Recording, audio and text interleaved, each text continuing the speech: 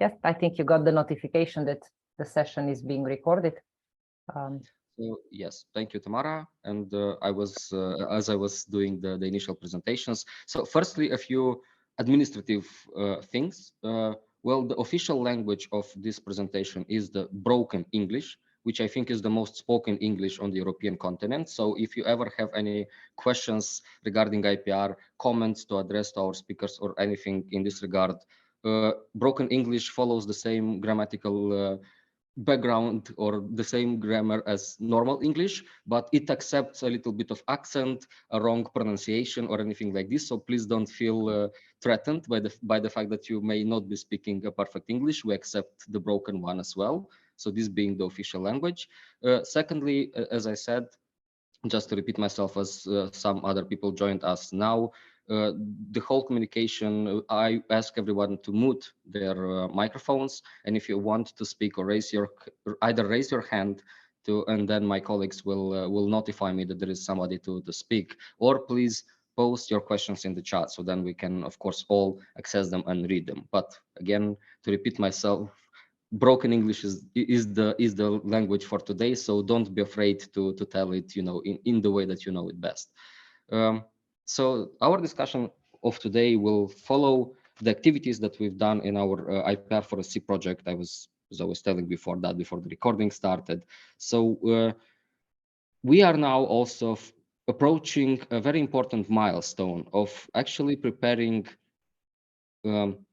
activities and teaching materials to transform them into curriculums and to create one of what we think a curricula for IPR, to start teaching IPR at higher education institutions, to make this curricula accessible for their students and for any other stakeholders that might think it is important for them to learn it. So our plan for today, we ask ourselves, okay, so maybe we can just do this webinar to raise awareness of why education in IPR field is important, how can it help, and what can it be what can it solve, what kind of problems can this solve for our society. And for that we have 3 invitees for today. I've learned my lessons with a few of other moderations that I did, not to try to introduce the speakers myself, as usually I butcher their name, and also sometimes I say their titles in the wrong way. So I would ask that our speakers would present themselves today and that we all understand who will be going to be speaking. So Miss Mariana, maybe you can be the first one. Hello, I'm really happy to join today. I hope that you can hear me clearly. My name is Mariana Šarolić-Robić, so it's combination of broken English and Croatian, because you can't say it otherwise. I'm a lawyer. I'm also a startup mentor for almost 10 years now, and I have been active in many different projects of transfer of technology between academia and the startup sector, or academia and the real world sector, meaning the actual commercialization process. So I have learned a bit how the academia thinks about IPR, and I know how startups think about IPR and how much the regular companies think about that. Definitely there is place for improvement, and I'm really looking forward to today's discussion, and I really invite you to comment and give your insights and ask questions. So looking forward to talking to you today. Thank you.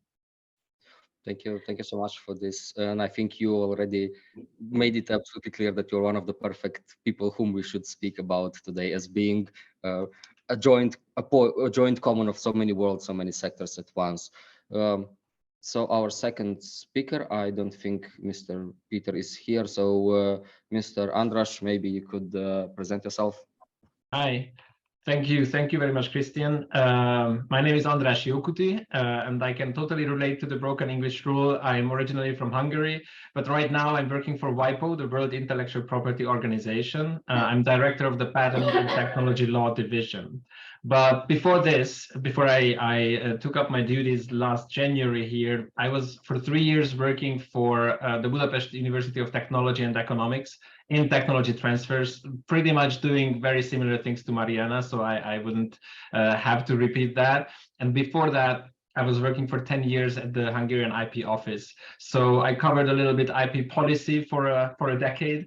Then I dabbled into technology transfer for 3 years, and I did encounter all the difficulties of awareness raising, changing the institutional culture, talking on behalf of the university with enterprises and private companies, and also with students, with startups, formulating the university's IP policy. And right now, from an international level, now I have more insight into what member states are talking among themselves when it comes to formulating and shaping the international legal framework around IP. So I hope I will be able to contribute to today's discussion in a meaningful manner. Thank you very much for inviting me. Oh, I mean, your background is so rich. I think you'll have definitely something to add to the discussion. That is absolutely not a question or not a concern that we have. I don't think I see Mr. Alishek. Tamara, can you spot him in among the list of participants? No. Just to unmute myself. No, he is not present yet. Yes, regretfully, he told us that he is caught in a little bit of trouble. The jam, official jam troubles and car troubles as it is in bigger cities. So we are very sorry that he's not here. He's also a very important part of our discussion.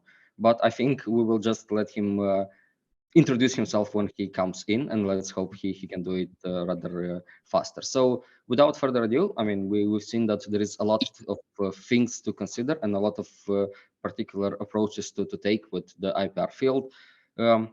Just first, very general approach, just to get ourselves into the environment of IPR education. My first question to our guests today, to our speakers today at our roundtable would be, what would be your assessment of the status of IPR education? And in this regard, I don't concern the question only to education at schools, higher education facilities, but also what is the education among the general public?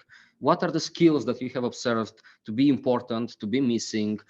What is the attitude of people towards IPR? What is their attitude towards learning about IPR? So if you can tell us about your environment, your experience that you've encountered until and so far, that would be I think that would be a good starting point. So yeah, Mr. Andras, maybe you can start because you have this WIPO, very big, very, very great approach to this. Maybe you've already solved this idea to us so easily. Thank you. Thanks for your trust.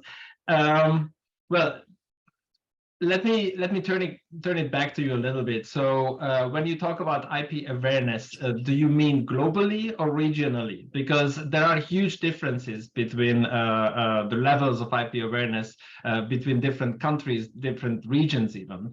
But what I can already say from a WIPO standpoint is that the relatively new communication strategy and awareness raising strategy of WIPO is to make IP accessible to everyone, everywhere. So not remaining in this ivory tower of an international organization, but also communicating the message of what IP can do actually for economies and societies, businesses and consumers and users on a holistic level, but also on a very, very practical level.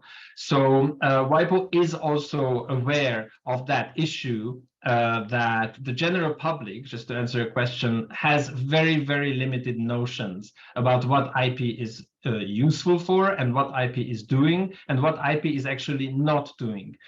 Because of the pandemic, the discourse has changed a lot around IP, and much more people started to talk about patents than before, for example. But copyright has been in the forefront of discussions even before that, and now with the advent of AI technologies or the development of novel generative AI technologies, IP questions are again very much in the center of attention. But what we can see and what we can perceive is still the understanding of what IP rights are and how do they operate is still cause for a lot of confusion among people. Now, I would not want to mystify what IP rights are. On the contrary, I think a big mission that WIPO and also national IP offices and even research organizations and universities should be doing is demystifying IP and saying, listen, this is not something that is beyond your understanding. This is not something transcendental.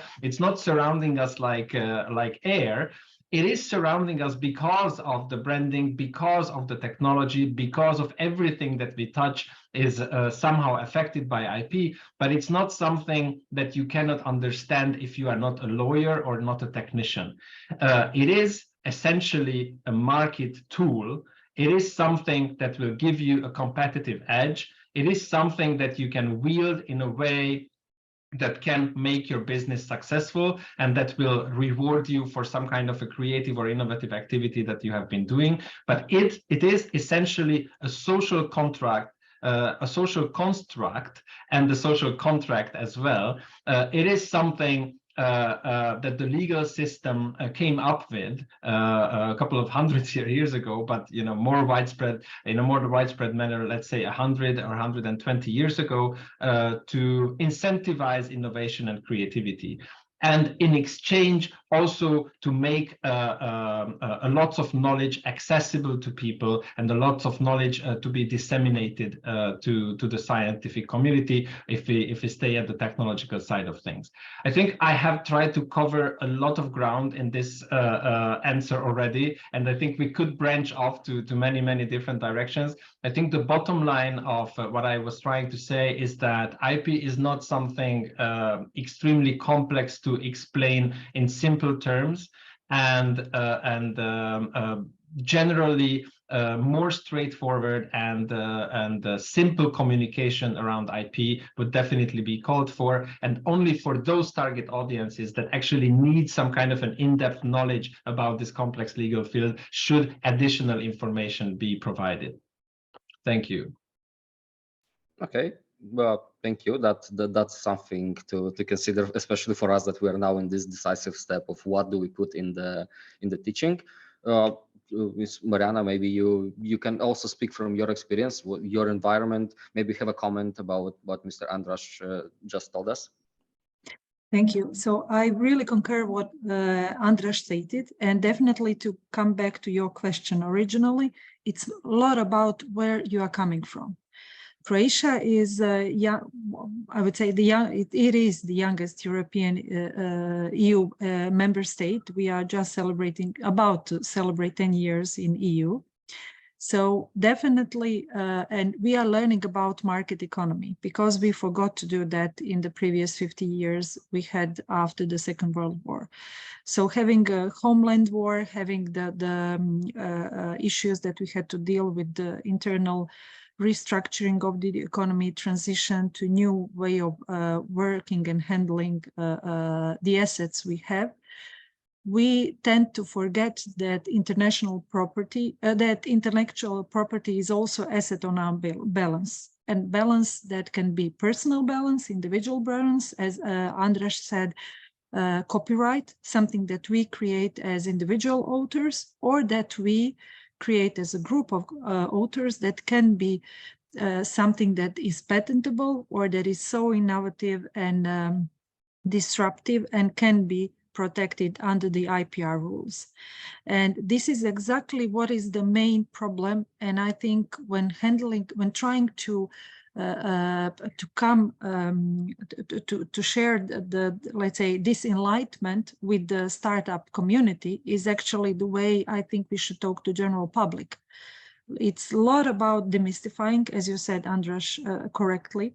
It's not anything really that has to be mystified. There are some gray areas, but these are the things that will be dealt by institutions like European Intellectual Property Office or WIPO as a global organization.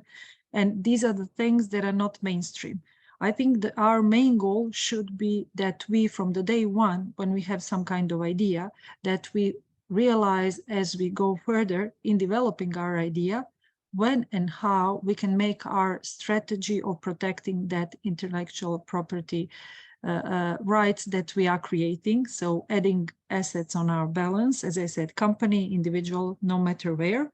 And also, do we have enough resources to protect them, or is it the right moment to start protecting it?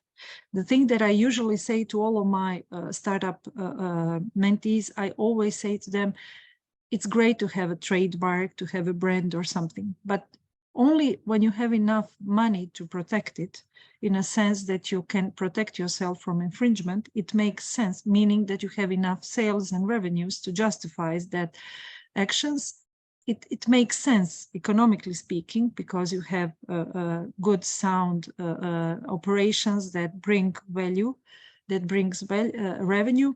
You can protect it. Otherwise, having trademark or any kind of different IPR protection too early can basically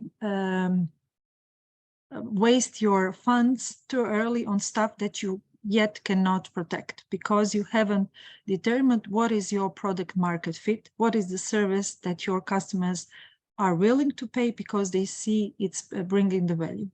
I always, probably you have heard about Mladen Vukmir. He used to be EACEA president. He is really renowned IP lawyer here in Croatia. He has a law office, and I listened to him many times when he was giving lectures to startups and startup founders, startup community.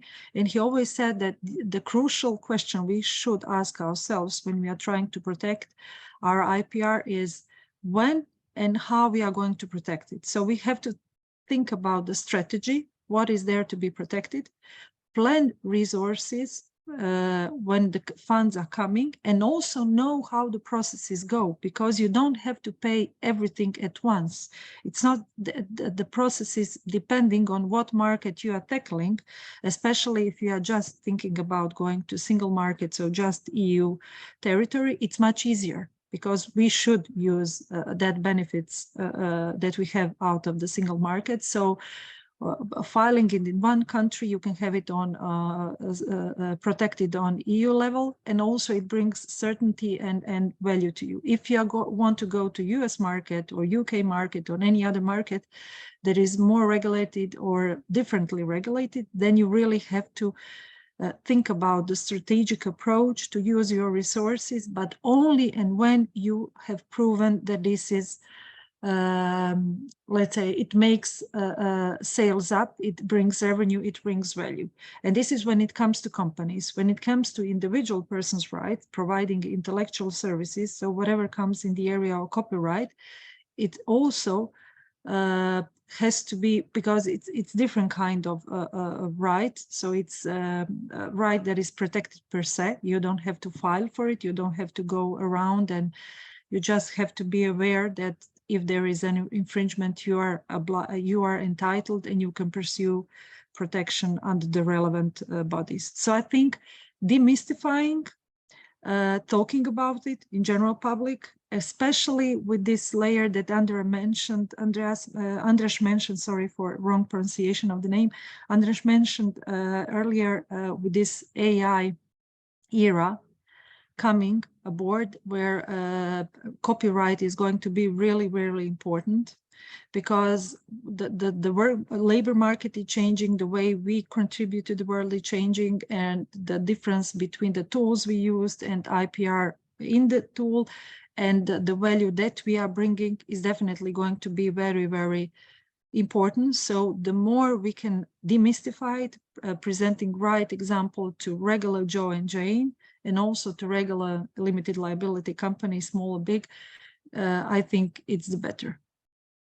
So sorry for the long intro, but this is what I thought it could be said. No, this is very good, because I think all of our partners just got another, justification of the feeling that what we are doing is very important. It is a need on the market right now. If I'm right, Mr. Areshnik joined us, so maybe you can present yourself as the third speaker today. You barely missed anything except of maybe the presentation of the first speaker. So maybe you can present yourself and jump right in on answering what we're trying to answer here is, what is your attitude towards, what is the assessment of IPR education in your environment, and how what kind of skills are missing, and how, I mean, at this point, I think if I can summarize whatever the other two speakers were saying, it is that IPR education is necessary because it is still not seen as a market tool. It is more perceived as a legal problem for businesses, especially for some of them who could generate income and use it in their advantage. So as far as I also understood, it is also in terms of what kind of industries, what kind of IPR can be used and when, because it is still not a general public's understanding or intrinsic knowledge on how and where to use it in a proper way. So there is still a lot of room on skills and demystification of IPR in general. So maybe you can continue based on this data. So as I understand, you actually jumping heads on, right? So I'm Peter. I'm coming from University of Ljubljana, from Knowledge Transfer Office. Our main occupation is actually helping researchers to identify technologies or knowledge that could be useful for companies or public in general, and we help them to secure it and commercialize. And we do all the stuff that is usually unseen. So helping them with drafting documents, IPR documents, helping them getting the proper professional service in terms of patent attorneys to draft good patent applications, and to properly manage the strategy. Mariana, we're talking about, so that all the money is spent wisely and in efficient manner, I would say. But going to the topic, first, my apologies that I've been late, but I was just here in Graz. We were visiting a really famous company here, and we had a talk about the IPR as well. And the company is having like 2,000 patents, live patents. Yeah, this is not so. And I poked the guy with the question, what about the environment I'm coming from, university? Yeah, and although we had very nice introduction to the company is willing to kind of collaborate with the universities and all that stuff, his answer as a practitioner was kind of his personal, but he said, the IPR from the university, it's no use of us. Yeah, so we don't expect a license, but expect future collaboration. Yeah, and with that, it's also kind of my mind goes always in two directions. Yeah, so IPR is something that you secure your future with, on one hand. Yeah, why? Because they also patent things that will become reality on the market in 3 years, 5 years.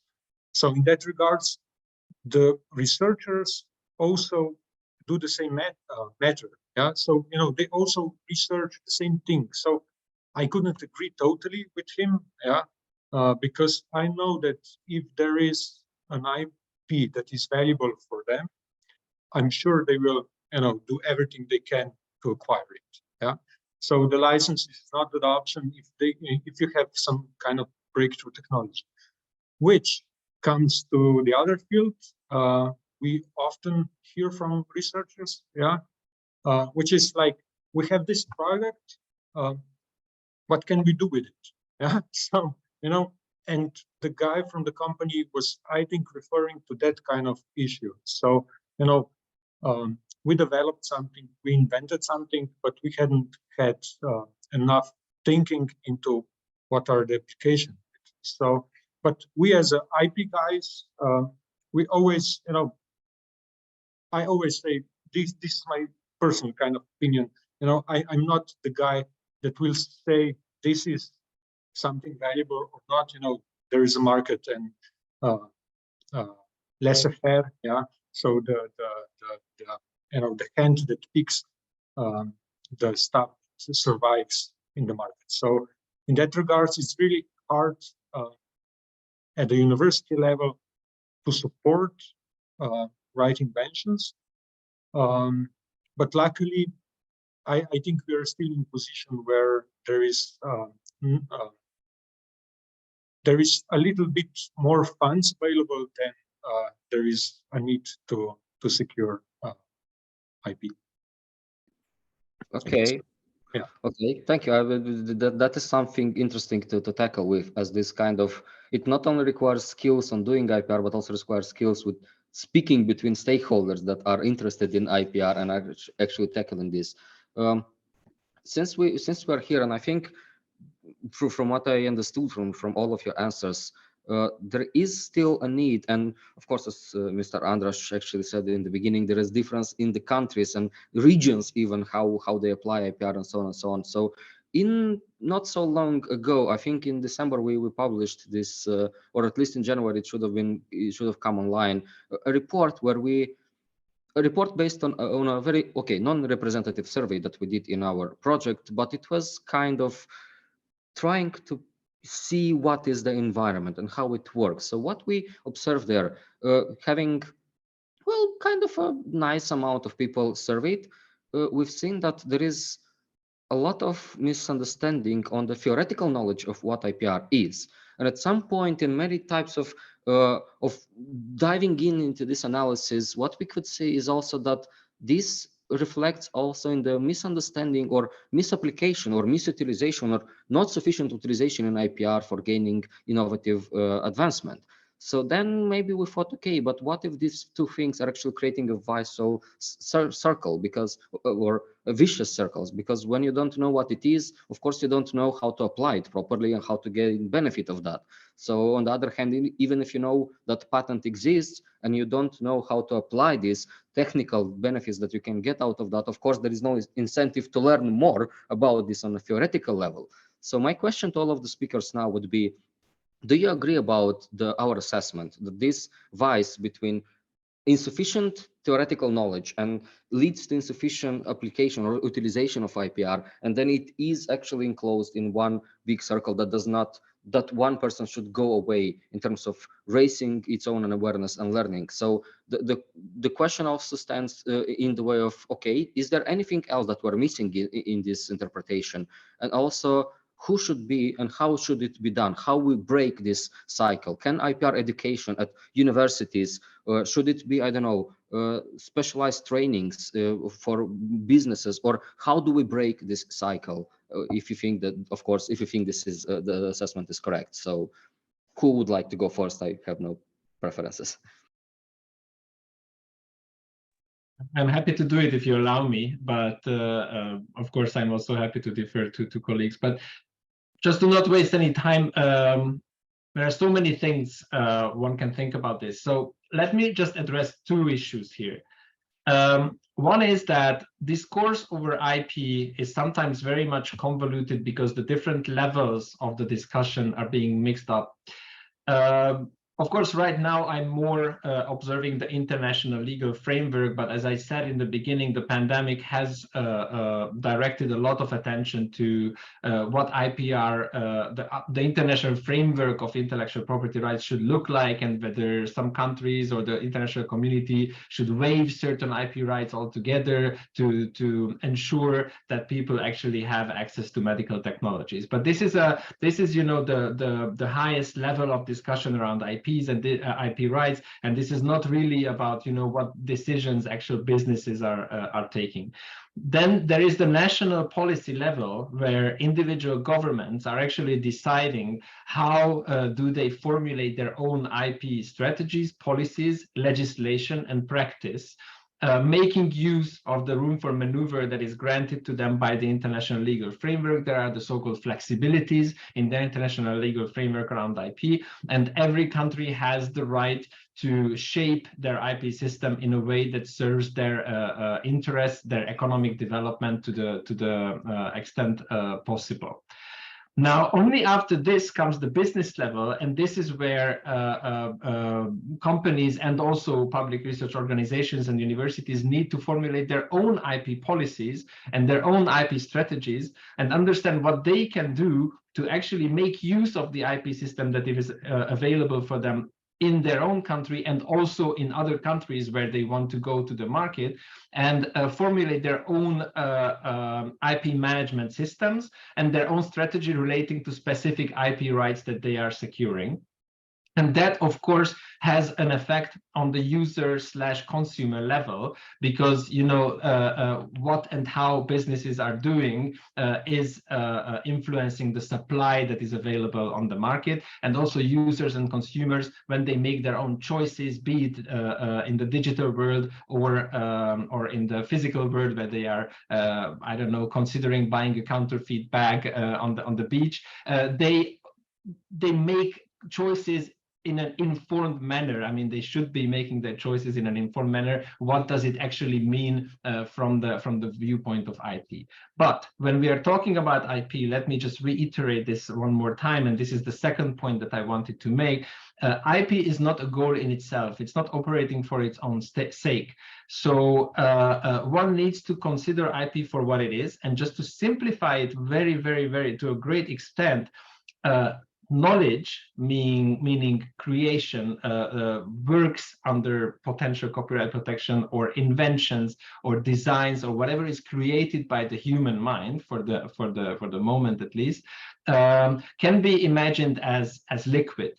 And IP rights are actually vessels that you can put it into, like bottles or glasses or even a bag. I mean, some are more suited for the liquid in question than others, but it's a means of actually bottling it up, make it into something that is potentially commercializable, shareable, or usable by yourself. I mean, if you want to drink your wine yourself, that's fine. But if you want to license it, then you can decide to pour it into the glasses of other people, or you can decide to assign the right altogether and give the bottle of wine to someone else or sell it. So basically, this is just part of the demystification kind of campaign or attempt that I'm trying to do, is that we are not supposed to talk about IP as if it was something, at its own right, but it's a tool that makes makes human knowledge, i.e. this liquid that we produce, manageable and capable of being either exploited ourselves or shared with others or commercialized. So basically, if I understood you correctly, just to make a metaphor of your metaphor, if I may, this is basically about the understanding and presenting the IPR framework as a legal means in which companies can operate as a viable solution of not being afraid of understanding what it is. Basically, I don't know, as similar business tool that they have accessible through marketing, through, I don't know, social media, and etc., etc. Exactly. It is a tool that is at their disposal, and if they don't use it, they are running extra risks. But at the same time, they shouldn't be considering it as a fetish or an idol or a goal in itself. A patent certificate on your wall will never give you a commercial success. But if you know how to operate within the bounds of that protection, and also be mindful of the IP rights of others that you are not supposed to be infringing, and run your freedom to operate searches and all that, then you will be moving on a much more secure field. So as the name already suggests, it's protection. It's protection about or against certain risks, but you will still need to do a lot of other things to run a successful business. Yeah, sure. It does not bring immediate success. That is true. Okay, so the other speakers, what is your take on the vicious cycle that I've been presenting before, or this kind of approach that companies have about not understanding IPR as the vessels they can use, and rather, being afraid of just going to the glass factory in itself? Well, if I may take and go forward. I always like the analogies going back to the parties. So with the liquid and the glasses and the bottles, I like it very much. Although I would go into the into the mindset of university maybe environment. What we see is that the system we are in kind of researchers have to do a lot of things by themselves, yeah, and it's a natural thing for them. And when they come to the IP, it's they're not used to have this kind of continuous professional support regarding IP, at least in our region, I would say. Yeah? More and more in some environment or universities or institutions, but in general, I would say that this is quite a new kind of support they could use, yeah, and and this kind of results into the way that they are just asking these kind of trivial questions just to get this general information. Then when they have to do really really important stuff, they do it on their own. And during the process, there is a aha moment when they see that they cannot do it themselves. Hopefully it's not too late, and sometimes these trivial things among colleagues is that there is no IP police. Yeah, how come there is no IP police? How come there is no patent police? There should be one. Yeah, and it's just a general thing that we understand, but they, as a newcomers, kind of into the field, they sometimes have to learn on their on their own. And although we have all the institutions have their own IP policy and strategy and kind of management system in place, it's still at least in our region, it's hard if you don't have this kind of governmental support for it, because we don't have such successes that would result in the funds that would support the offices in such scale that is needed. Yeah, and this is, I would argue, quite a big challenge. And because especially if there is some fund available and the government pays the salaries and for example costs for the patent attorneys, they expect that kind of funding for 3, 2, 1, 5 years, and in that time you would of course change the culture, set policy in place, be as successful that not only you will survive on the funds of licensing, but also half of the university maybe, and etc. etc. I'm exaggerating, but my point is that in the region we are still quite new in this field. We have successes, but it should, everyone involved should be on the same page that this field needs continuous professional support. Okay. If I can just add to what Andreas and Peter just said, it all reminds me to eternal question we are having in startup world, because you, first of all, in order to make it to the mainstream, to make it popular and appealing to others, you have to have success stories, and you need your unicorns. And this is key, because when you have unicorns, you know that there is reward there, there is a monetary reward, there is a reputational reward, and everybody wants to become a unicorn or even aspire becoming a unicorn. So I think when it comes to this, we have, to me, it seems that we have the same dilemma, because we need to make it more appealing to all those that are thinking about protecting their IP rights. As Andras said it right, it's not the purpose of protection is not to have the placard on the wall and to say, I have my patent registered. No, the idea is that the patent is giving awards, reputational and monetary, that is commercialized, that is bringing benefits, that is achieving purposes that maybe scientists at the beginning couldn't think of. And it's bringing added value to the whole economy. And this is something that I think, this is the correlation that I see in startup world, because we are trying to build one in Croatia. And we have the same issues, as Peter says, with funding, because we have to do it ourselves, because it's not recognized on a governmental level that any proceeds should go there on early stage, early, let's say, ideation phase of, and these are the most vulnerable ones, because you have to have really great inflow in order to stream them, to funnel them up. So the newcomers are more than welcome, and we have to have many of those, because as in science, startup is all about experimenting. It's about trying new stuff, trying to find the right market fit, and probably you won't succeed from the first, second, or the 21st time, but you will do it eventually because you have a passion for something. And this is, I think, in a startup world and in an academia world, this is something that we definitely can correlate. And this is exactly what we see that in startup world is making difference.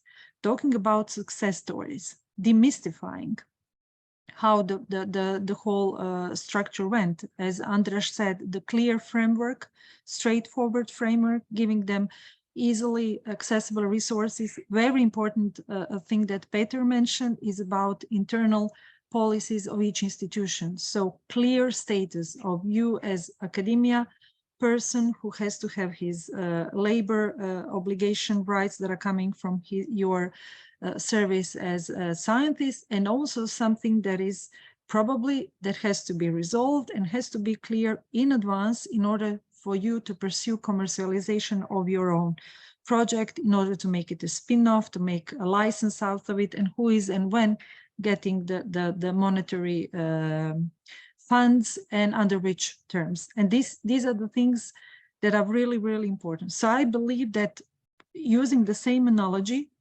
with the startup world, talking about success stories, those unicorn stories, demystifying, giving the real life example, saying, I don't know, we did this kind of a research, we spent this kind of money. No brainer, simple examples. And we can always tackle the more complex one, and we'll need a whole line of experts. But just having, like, in a nutshell, as you said, a workshop or a quick course or a handbook. And also very, very important, what Peter mentioned, is this IP policies and strategy that have to be set clear and hopefully same on the university level. Not that every faculty has its own approach, because we have those issues in Croatia.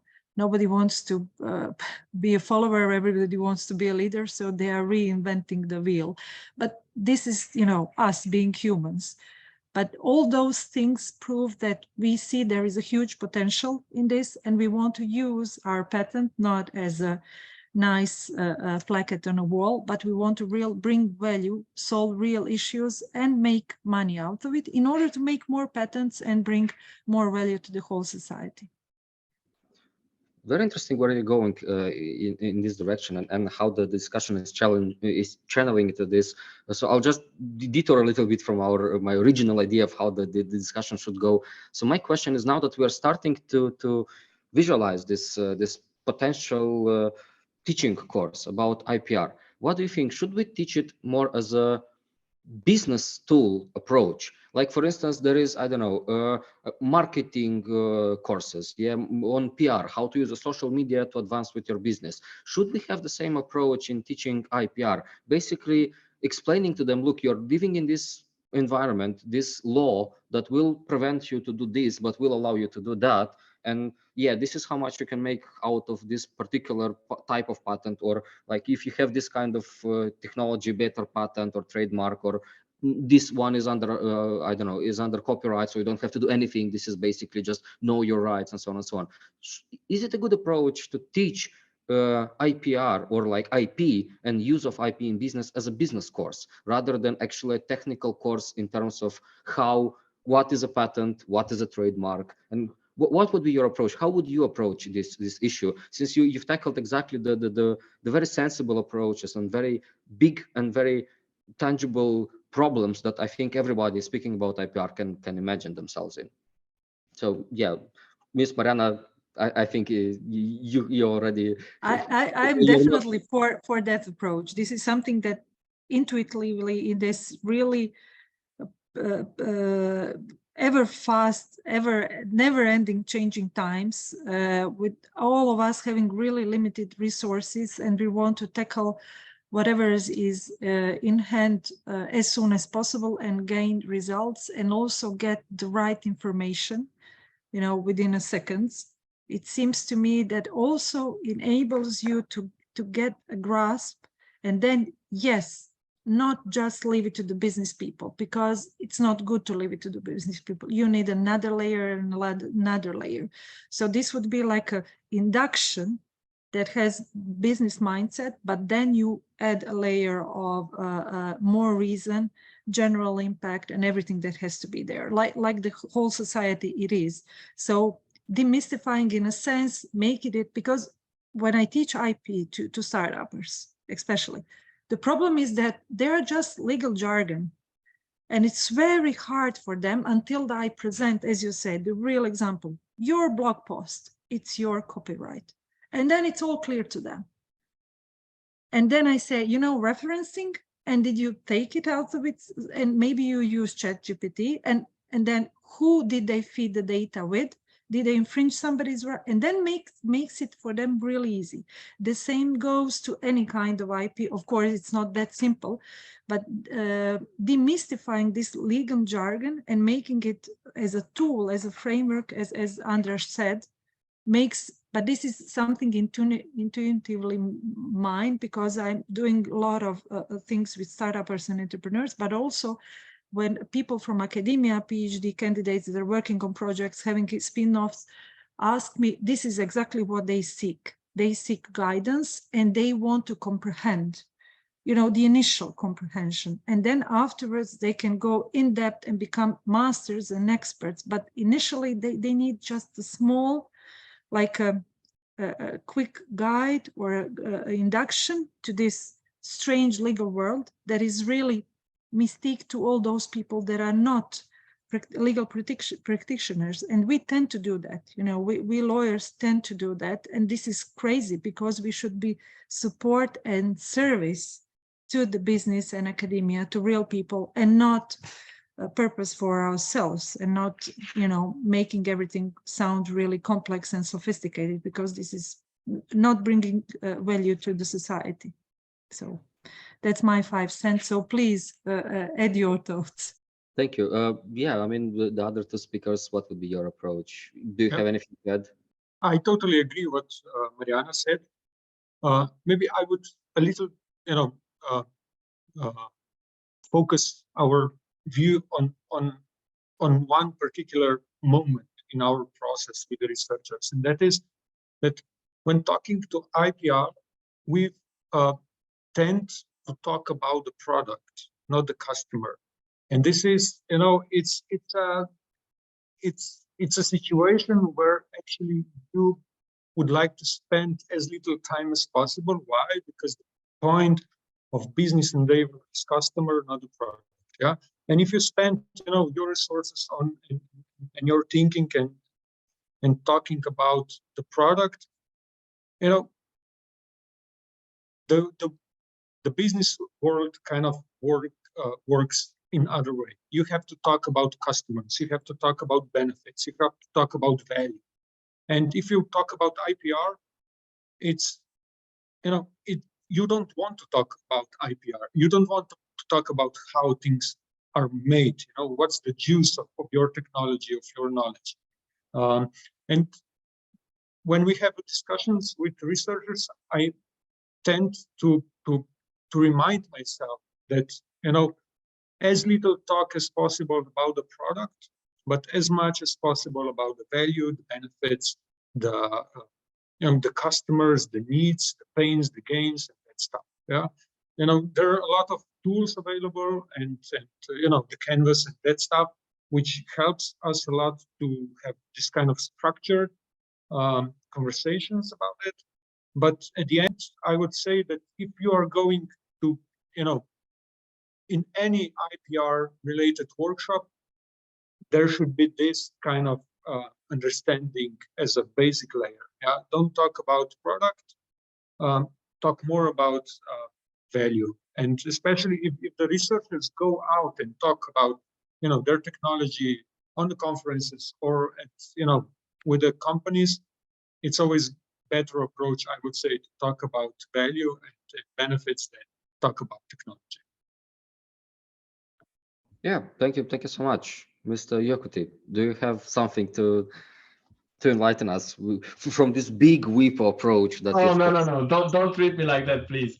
Well, of course, WIPO has a whole host of courses available, distance learning at no cost. And we can also, I mean, our academy, the WIPO Academy, can be also in touch with any institution who wishes to co-create some kind of a course. So our colleagues are definitely available to do that. We also have summer schools. We have all those programs that are already available. But we are having now a little bit of a more general discussion, and I'm also speaking, remembering my previous role at the university, because we actually did develop a course similar to what you are actually considering.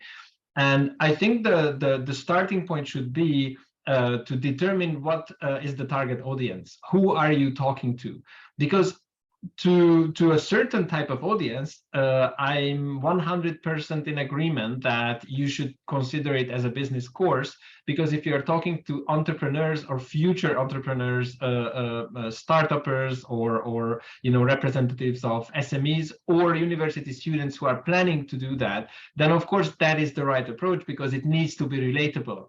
If you offer to an engineering student a mandatory or even an optional legal course on IP rights, they will not even sign up, or if they do, they will just, not care about it at all.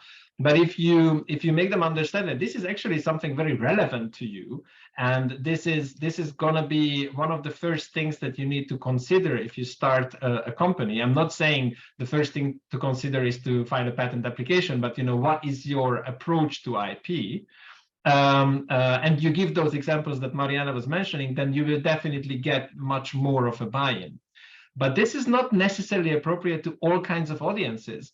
It might be different for researchers, like what Peter is talking about, the university researchers, the scientists who are doing their research, and then they are facing very different problems, and very different, they have a very different approach, because potentially they are not the ones who will actually commercialize it, unless they establish a spin-off, but then that's a whole different story. But if it's the university that tries to commercialize it, or if it's the university that is negotiating on their behalf, then it's actually not so much the researcher who needs to think about IP strategy. The researcher will focus on his or her research, and then come to the tech transfer office or the knowledge transfer office for advice, and will expect the knowledge transfer office to be of assistance of these things. So for those researchers, the message should be probably different, and for those researchers, a different kind of information sharing should be called for.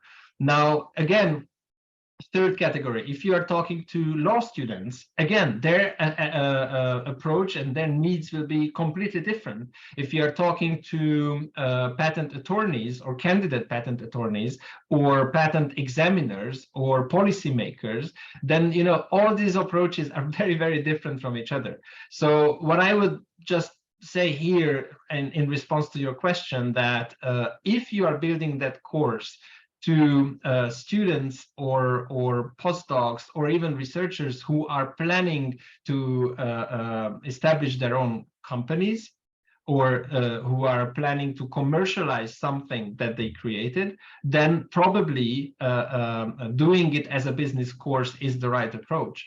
But if you are talking to a different kind of audience who need different types of technicalities or different type of information, then probably you need to take a different approach.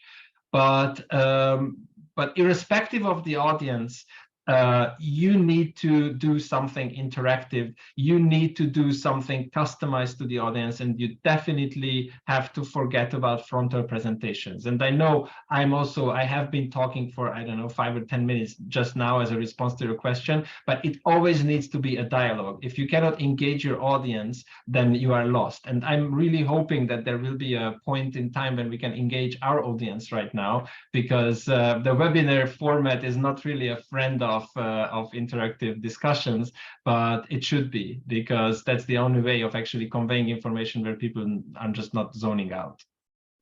Yeah, I mean, basically what I wanted to do, because I planned to have the last 15 minutes of today's chat for the questions from the audience. And as I was telling before, they can usually raise their hands and yeah, write their write their questions and comments in chat. That would be lovely, but we cannot, regretfully, we cannot push them to do that, so otherwise it would have been mandatory.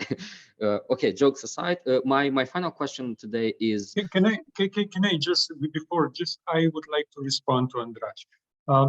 You know what I heard maybe is that, you know, with the different target audiences, you're actually trying to guess what are their needs regarding competencies.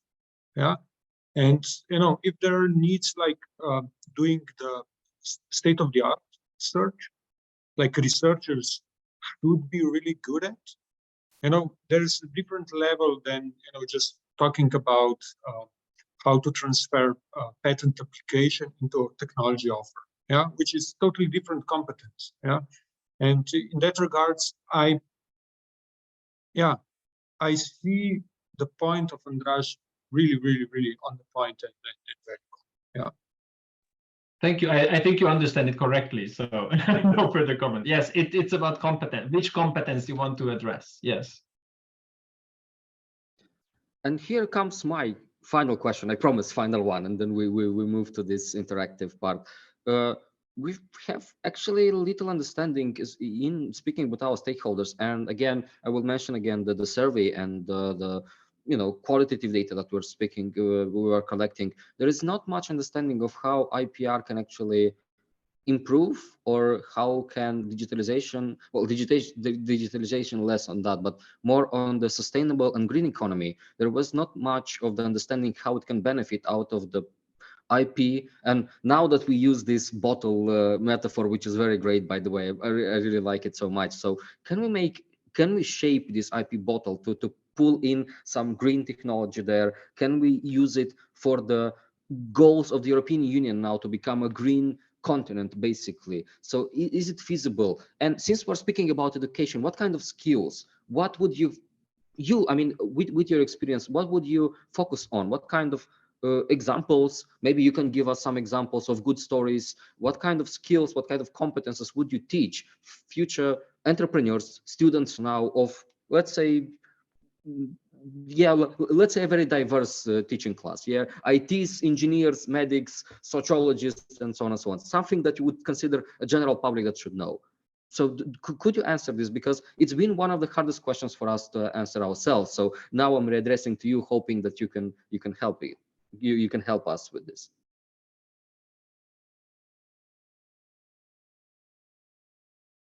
I'm not sure I fully understand the question. Relating to green economy, both WIPO on an international level and the national government do have measures, policies, actions, and options in place to incentivize or further incentivize green development of green technologies. We have WIPO Green, which is essentially a matchmaking platform for technology providers and technology seekers in the sustainability space. But for example, we are also aware that certain IP offices in the member states, they have expedited patent prosecution for green technologies. So these are just two examples that, of course, on a government level or even on an international level, there are different tools that can be used to this effect. But I'm not sure in terms of the general knowledge or a couple of pieces of fundamental information? What do you mean by that question? I mean, what kind of IP-related skills or IP-related knowledge or competences in terms of what kind of IP-related knowledge a student should have so that it was going to be easier for him to understand and to where to search for IP for green? Like, what kind of, is there a particular set of skills that would help you with IP for green or IP for digitalization rather than it is just for the general innovation part? Or it is basically the same set of skills, you just have to know your technology better and know how to make it green. I mean, basically we're speaking about, should you know IP very good and should you know sustainability very good, and then you can combine them, or this is a set of skills that can match these things in a better way? I can just maybe say one or two sentences and then I will hand it over, turn it over to my co-speakers. So I think this is related to what we mentioned a couple of times, that, you know, IP is not a goal in itself. IP is a tool. So essentially, it is indeed the same set of IP tools that are available to people who are working on green technologies than to people who are working on other types of technologies, with the exceptions of these extra measures or initiatives that I was mentioning. But those are on top of the IP system. I mean, they are not going to be treated differently. Maybe in terms of prosecution and speed, yes, but the same patentability criteria, for example, will be applied to them. So in a way, if somebody is engaging in some kind of a research relating to green technologies, then they will not necessarily think in terms of IP, they will think in terms of the solution to a problem. And once the solution is created, then comes the point where with the assistance of a mentor like Mariana, or with the assistance of the TTO of the university, or a patent attorney or a lawyer, they can figure out what is the IP strategy that suits them the best.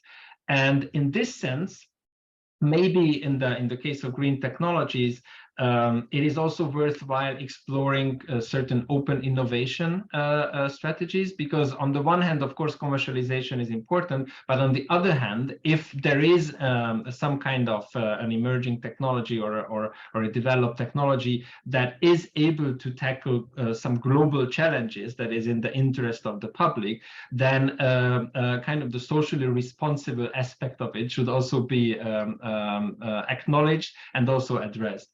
And it is a little bit of a counterintuitive but very important aspect of IP policy in itself, and also IP rights, that IP can also be used to actually enforce openness. So if you are very much willing to embark on a journey where you want to share it with the most people possible, then maybe to actually prevent others from monopolizing something that they've derived from your technology, you can wield IP rights in a way that you are ensuring that your technology remains accessible to everyone. So there are different ways of using the IP system, and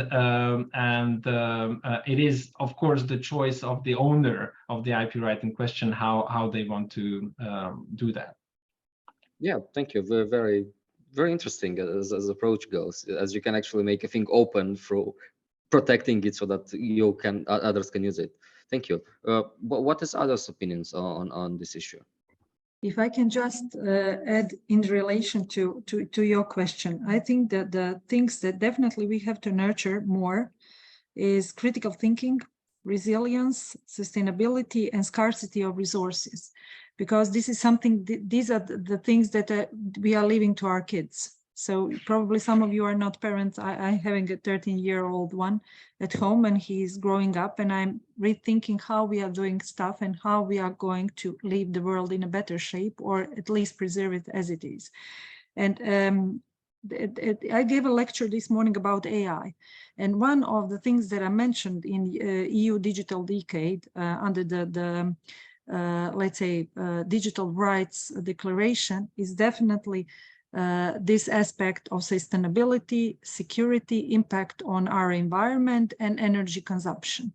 And I think, as Andras put it right, it's us choosing which kind of technology we are going to patent at the initial can lead to more sustainable, more greener world. So at the very beginning, you can choose the technology that has all those, let's say, that kind of footprint, greener footprint, more sustainable, more thinking about scarcity of resources and sustainability, and using critical thinking when doing that. So I think everything is really intertwined, and you can also put it in an agenda that you are going to promote IPR protection of specific technologies that make those goals being accomplished. But nevertheless, I think it has to be embedded. So it all again starts with us and our ability to comprehend the momentum we are living in, and also thinking about that in every step or whatever we are doing, everything is intertwined. So everything has to be embedded in those values. So I think it can be seen on every step of protection. And as Peter said before, it's not about product, it's about users, and definitely the impact with the users is the one we have to think about, whether it is green, whether it is sustainable, whether it takes into account the benefit, the scarcity of the resources we are having. So this is just my thought on it. Yeah, thank you so much, Mr. Peter. Yeah, just briefly, to add on, because I think Andras and Mariana, sum it quite well. I would say that multidisciplinary approach is really useful to have in mind always. Yeah, like a basic principle. You should talk to the colleagues from the fields that are not relevant to you, and try to apply your knowledge and technologies to that field. Enormous opportunities regarding that. The second one is that we should always focus on building competences, on kind of developing our own ideas, and also help to develop others' ideas, which is also a huge wealth of opportunities, because with that we kind of gain skills with the researchers that we can tackle the challenges. And the third one is that I see that there is a lack of knowledge in innovation techniques. Yeah, so we just think that brainstorming is the one that is, but I'm doing my own research in that field, and I know that there are 700 innovation techniques, and how to choose one and why and that stuff. This is my field, but it's what I wanted to point out is that learning new innovation technique can put all these fields together, like and puts everything together. When you have the value you're talking about the customer, then it's also opportunity to talk about the IP as well. And by that, I would also go now in totally different way, because what we talk more and more with the colleagues and in the field as well is that we often stuck on inventions which could be patented, but this is just a portion of the inventions and the knowledge that could be useful. And the social enterprises, what IP is there? Yeah, but you can build a really good company and have a really huge impact on the world, just showing the researchers and the startups that there is also huge opportunity for them as well, right? Yeah, thank you so much. If there is anyone to follow up on this, of course we'll give you the floor. And also I invite our guests, whom I also thank for being patient and not making noises, which is not self-understood sometimes during the webinars and online events. So I thank them for that. And if you have a question, of course you can raise your hand, or the first one who pops up and who has the courage can go on.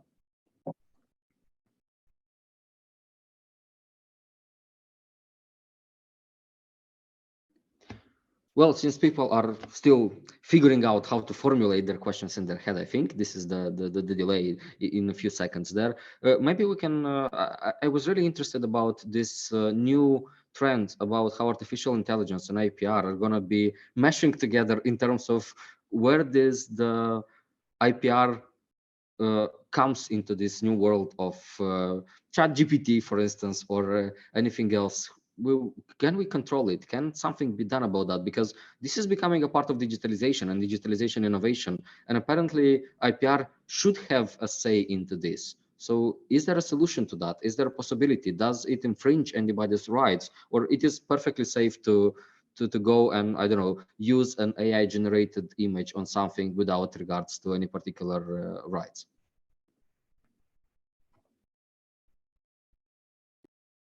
I think we have two people raising hand, but maybe just to swiftly answer your question, Christian. Definitely we have to address IPR issues, and also we have to know how the technology works. So it's been trained on who knows whose data, and maybe it was permitted, maybe it wasn't. But nevertheless, just to frame the story, the whole human history has been again and again quoting and citing and using the knowledge without paying the fees for the usage. So the right balance is always the hardest to find. So I think we have to approach it to a common sense, making it in a direction that those who have been authors get their fair compensation, and also that the innovation doesn't be is not constrained with too much regulation and too much compliance burden. So it seems the easiest way, but also the hardest way. So getting all stakeholders at the table and discussing everything, and thinking about going concerns, because we want to keep the authors, we want to keep technology, seems a rational approach to me. Thank you. Sorry, I think I just didn't saw that Dolores and Alan raised their hand before that. Dolores, please. I'm so sorry that I intervened. I'm so sorry. It's fine if someone else has. I think the topic of AI and IP is super interesting, so I don't want to cut in with something else. If maybe there's someone else who wants to comment on that part, and then we can come back in, me and Alan. I just wanted to quickly mention, I'm so sorry, Dolores, and actually, I was the one saying that we have to engage the audience, so we will do that. I promise. I just wanted to draw everyone's attention to the ongoing WIPO conversations on frontier technologies, and some of those sessions have been dedicated to IP and AI, and there will be a very useful summary coming out soon, being published soon, which is not, just a verbatim report on, what has been said at the latest conversation, but a very interesting and informative and very simple fact sheet about the pressing policy questions that are arising with the advent of AI technology. So without hogging the floor too much, I would just direct the attention of our dear audience to those conversations and to those documents. Thank you. So, Mr. Peter, maybe do you have anything to add here? No, I just, no. Let us shoot it. Yeah, no, I mean, just a little bit, I'll go a little bit back on the kind of IP strategies for transitions, right? And you've touched upon so many of, I'll say, very interesting issues, right? Whether that being, which technologies and, what are we doing in terms of yielding, how do we yield our own IP, but also, how do we engage with new platform technologies, and who's gaining value, and how is value being gained throughout the value chains. To, you mentioned this social note as well, right? Where we had yesterday this debate on critical perspectives of circular economy, and we were discussing the global South versus North, and I think that's another super important issue. And we know from IP topics, if we think about the medical field, the pharma field, that is indeed a very relevant question of how societies can prosper or can be a little bit, boxed in due to how we actually handle that IP. But I love the, I think it was Mariana that said this critical thinking and embedding these kind of larger considerations, which I think are super important. And then, not to go too widely into commenting myself, although you can see I'm passionate about the topic. But I was just wondering, one thing it's to say kind of let's embed this. The other one is how do we make, students at the same time that they're looking for value for themselves, right? If it's not going to be, if there's not a business case there, they'll be harder to engage as at least some groups. If then we went to the value for the customer, and then how do we kind of at the same time are also thinking about these broader societal values? What do we tell the students? What do we do to kind of make them do that? I'll call it as Andras said, this overlayer of thinking. Yeah, thanks. I know it's a broad question. I just wonder if you have some ideas about where to even start to entangle this.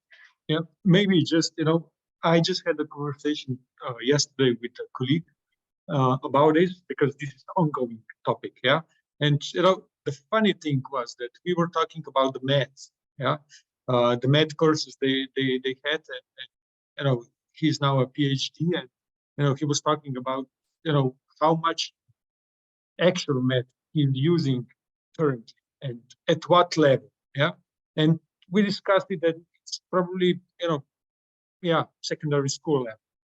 Yeah, which means that if you would change math for such subjects and make them mandatory in a way, maybe here's something to start thinking with. So sorry, Alex, for interruption. I just sorry, Peter, for interruption. I just wanted to add on Dolores' comment. For me, the first thing that comes to my mind is hold them accountable, make them accountable, because they are accountable for their lives, they are accountable for their professions, they are accountable for their families, they are accountable for the world, because we are. And don't let them blame the others, the system, and this is the focus of individual accountability that has to come in the first place, because we as human beings tend to think that we can't make a difference, but we can. And if we are accountable and we can see the correlation between our acts and the outcomes, and this is exactly what it can be seen in especially when teaching people, when trying to educate them, you have to empower them. They have to supersede the master, the teacher. And this is what I see in my startups when mentoring them. When they come with the problems like somebody stopping me, the market, the consumers, the competition, the regulatory framework, they say you have to make the things work. I don't care how, but you are the one who wants to do it. You have passion and you have to go for it. You have to be accountable. It's not like giving them solution. Ask them to provide solution, make them accountable. This is what I think it's like giving power back to the people, in that sense that they are accountable for their lives and their profession, and ultimately for the world we are living in. That was inspiring, I have to say. Thank I feel like the world is on my shoulders again. Do you have something to add? I think only two things just to hammer in a little bit, but it's difficult to speak after Mariana's inspirational speech about IP. So I think what Dolores mentioned, it was again kind of attacking different levels of the matrix that I was talking about. I think when we talk about IP in general, it is very important to always designate which level are we actually addressing with our comment. Are we addressing the problems on an international level that, you know, the community of states need to find a solution for something, or are we addressing some kind of a national government policy, like is there enough funding for, I don't know, IP protection at research institutions, or financing TTO stuff, or anything relating to national innovation policy? Or are we talking about IP strategy for a specific business? What are you planning to do? How are you planning to do that? And what is your strategy? And, you know, what impact does it have on consumer behavior? I know that this is a repetition, but I think these 4 levels really need to be separated from each other in terms of this course. And the other thing, again, a little bit of reiteration, but I think it's important to do this, is that when we talk about IP, it's not only a tool for exclusion, but it can also be a tool of sharing. And I think if this aspect is emphasized, then much more of the students can be engaged, because as Dolores mentioned, what if they don't want to start a business, or what if they want to do it differently? Well, they can. If you want to be a front runner of I don't know, the open source movement, by all means, that's still copyright licensing. Or if you want to you know, patent something, but only to license it maybe on royalty-free terms to people, but on your own terms in a controlled environment, by all means you can do that. And you know, there are so many other ways. I'm just saying that that IP is definitely a double-edged sword, or rather a sword and a shield at the same time, and you can use it differently. Yeah, thank you, Alan. I think you are the next, and maybe then we give the floor to Aris, as he also raised his hand. If it's Thank you. We started 5 minutes after that, so maybe we can take another 5 to 10 minutes to just finish with our questions, if it's okay for our invitees. Yeah, Alan, please go. So thanks, Christian, and I didn't put my hand up until after you asked your question, so that was okay. So this is more of maybe a reflection than a question, and so I'm the of the 3 of us that are on the steering group for the curriculum development. I'm kind of the entrepreneurship business school guy. Dolores is the kind of IPR lawyer guy, and Renwig, who's here somewhere, is the kind of the advocate for innovation and circular economy. But between us, we all know a little bit about what the other portfolio is, and I suppose maybe I'm guilty of hearing what I want to hear from the different presenters this afternoon, but from I was very encouraged to listen to Andreas speaking about, you know, sort of a dialogic mode of engagement with students, which I think is a precept we hold quite strongly. And so to that end, we're trying to use case materials quite a lot within, you know, sort of Harvard style business case materials for discussion and, well, preparation, discussion, and reflective learning to make particular learning points. I'm also encouraged about the open innovation aspect, which I think is going to be important for circular and sustainability type work. I think a lot of our prospective entrepreneurs will want to go that route. I mean, some of them obviously will want to make some money, but I think ultimately they'll be doing it more from a conviction point of view than a purely money point of view.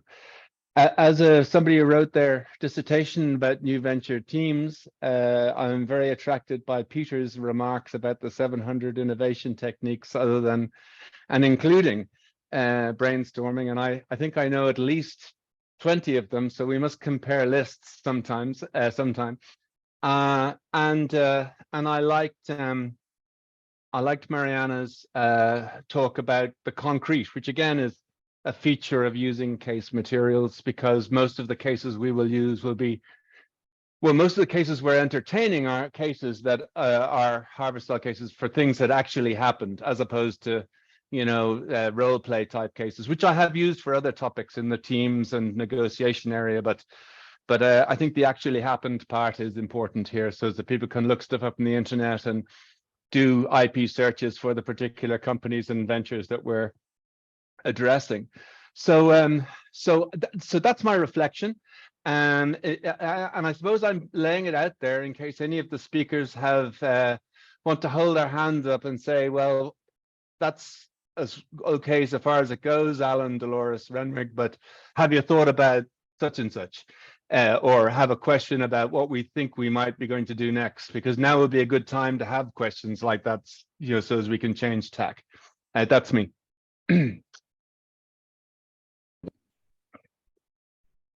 Yeah, thank you, Alan.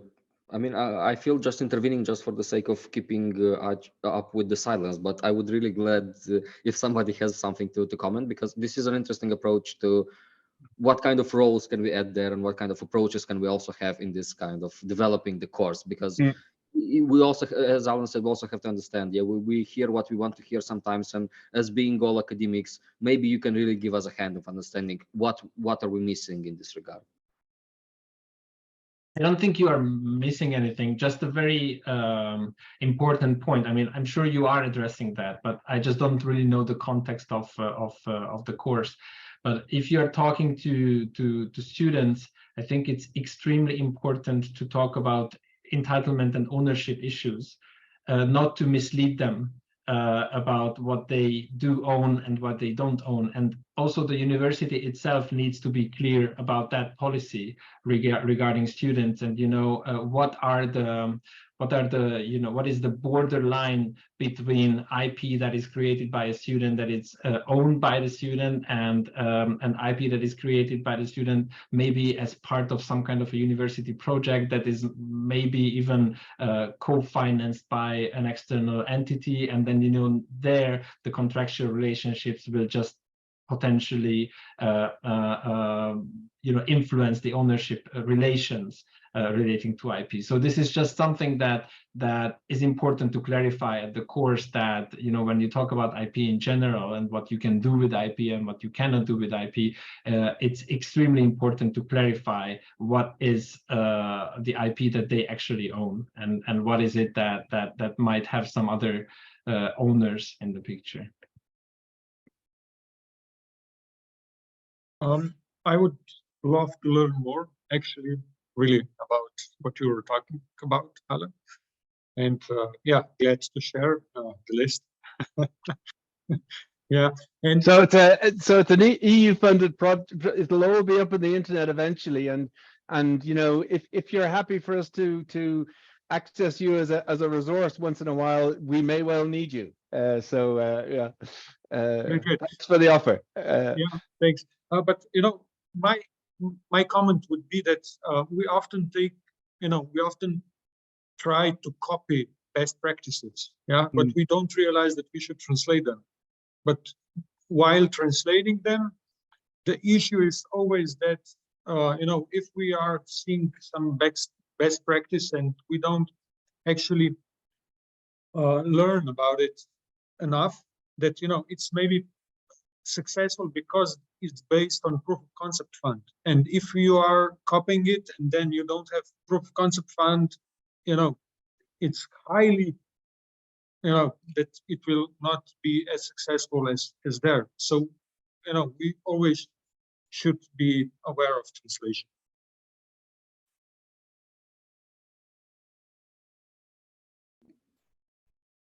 Miss Mariana, do you have your thoughts on this? No, I definitely agree what Andres said, and I believe you are on the right track, and keep it inclusive with as much perspective as possible.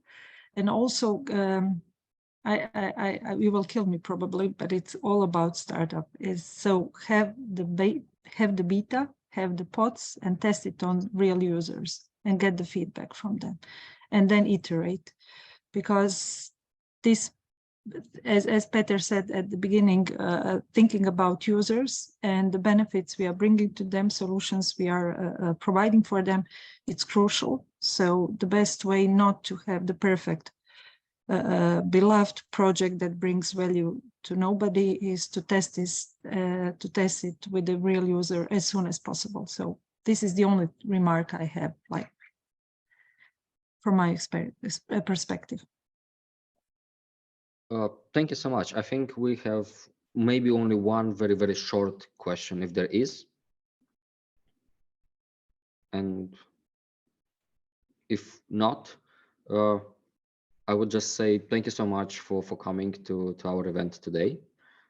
It's been a very interesting discussion about IPR, and I tend to disagree with, I do not remember who was it in the emails who said IPR can be boring. I definitely did not have a boring time this afternoon. That was absolutely engaging in terms, at least for me, as a discussion. And well, I mean, maybe, of course, we received a few questions, and maybe I'm a nerd, but I really also liked the discussion that arrived after that. So thank you so much for this, for the insights you come to this, and for this brilliant metaphor about the wine and the glasses. That was cool. I'm definitely teaching that to my students the next year. Me too. If kind of in closing thoughts, of course you're welcome. We are giving you another 30 seconds if you have any particular things that you would like to share with us. If no, for the ones who had the guts to stay until the end, I would say you can also find even more interesting information and very good speakers like we had today on our project. Please visit us on our webpage. There you can find all of the relevant information. Follow us. Well, you know the drill, you know, like follow here, there, Facebook, blah, blah, blah. This is all well known, so I'm not going to repeat the things that were 1,000 billion times said before. So I will just let the floor to our guests. Thank you again for being with us. And if you have any kind of closing thoughts, you can say them now. I do not have any closing thoughts to share, but I would like to share a bottle of wine with all of you at one point. That's my closing thought. Thank you so much. Thank you for, sorry, Peter, go ahead. No. Well, okay. I just wanted to say hi to my friends for listening, because you know there is an opportunity to meet again, and yeah, thank you for the invitation. Thank you for coming. Thank you for inviting me, and I really, really wish you success with your project onwards and whatever you are doing. So good luck. Thank you. Thank you so much. It was a pleasure, and maybe we can share a glass of wine and speak about another IPR topics on another occasion. Of course. Pleasure. Thank you so much. Goodbye, everyone. See you. Good luck. Thank you. Thank Bye-bye. you all. Have a great Thank day. you. Bye. Bye. Thank you. Bye. Thank you. Thank you. Bye-bye. Bye.